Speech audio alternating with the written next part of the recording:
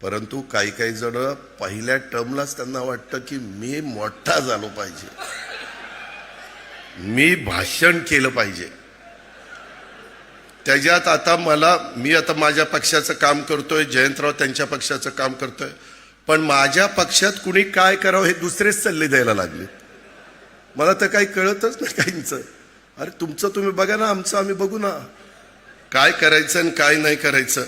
मगाशी बोलत असताना काहींनी सांगितलं की बाबा दादा गावकीकडे लक्ष आहे, भावकीकडे पण लक्ष द्या.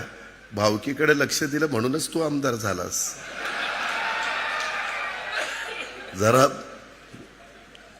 जयंतराव त्याला विचारा किती मतं पडली, पोस्टल बॅलेटमध्ये आलाय आपण. त्याच्यामुळं माझ्या कुणी नादी लागू नका, तुम्ही तुमचं काम करा. मी तुम्हाला एक अक्षर बोलणार नाही. मी जयंतराव ज्यावेळेसपासून मी आमच्या महायुतीमध्ये आहे, मी कधी तुमच्या कुणावर टीका टापणी केली?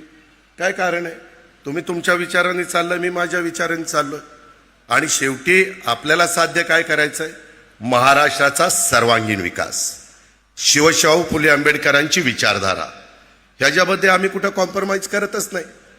आणि त्यामुळे मला तर मगाशी ह्यांची सगळ्यांची भाषणं झाली तसं तसं माझं संकट चाललेलं होतं.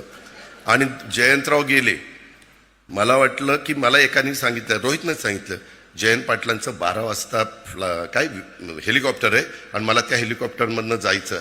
अरे म्हणलं, माझं भाषण ऐकायला नेमकी ही दोघं नाही आहेत. आणि मी तर हे सगळं ठरवलेलं होतं, ही बोलून मात्र गेली.